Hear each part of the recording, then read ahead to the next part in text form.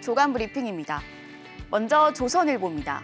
자금줄이 마른 대기업들이 비상 경영체제에 돌입했다는 기사입니다. 기업들이 1년 안에 갚아야 하는 단기 차입금이 올해 54조 원 넘게 늘어 지난 6월 말 기준 532조 5,193억 원으로 역대 최대를 기록했습니다. 주요 기업들은 경영 실적이 내년에는 더 고꾸라질 것으로 예상하면서 기업 줄도산이라는 최악의 상황까지 대비하고 있습니다. LG전자는 다음 달부터 전시작전 상황실 워룸을 만들기로 했고 SK하이닉스와 하나솔루션은 공장 건립 계획을 보류했습니다. 롯데그룹은 최근 자금 이슈가 발생했던 롯데건설에 대해 자금 운용 상황을 매일 보고받고 있는 것으로 알려졌습니다. 다음은 매일경제입니다. 서민 자금줄인 제3금융권도 신규 대출에 빗장을 걸고 있다는 소식입니다.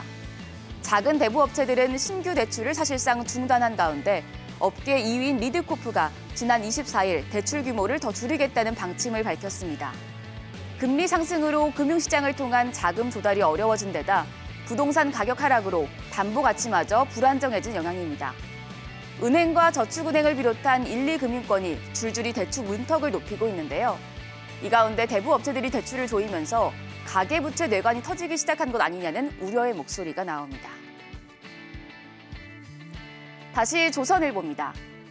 코스피와 코스닥 시장에 상장된 주식 중에서 최근 1년 수익률이 현재 저축은행들이 팔고 있는 연 6%짜리 정기예금보다 높은 종목은 10%도 안 되는 것으로 나타났습니다.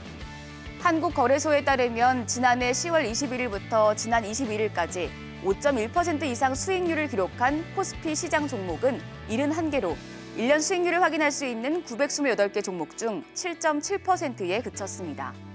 개인 순매수 상위 종목들을 보면 삼성전자가 마이너스 20.5%, 네이버와 카카오는 1년 사이에 주가가 반토막 나는 등 대형 우량주들이 줄줄이 큰 폭의 하락세를 보였습니다. 서학 개미들이 선호하는 미국 주식들도 상황은 비슷했습니다. 신문은 위험 자산에 투자했던 자금이 다시 예금과 채권 같은 안전 자산으로 돌아가는 역머니무브 현상에는 이유가 있었다, 이렇게 평가했습니다. 올 상반기 부동산 중개업소에 집을 매물로 내놓고 팔릴 때까지 4개월 넘게 걸린 것으로 나타났습니다. 국토연구원 자료를 보면 주택이 시장에 매물로 나온 이후 계약이 완료되기까지 소요되는 평균 시간은 올 상반기 17.9주로 작년보다 한 달 증가했습니다.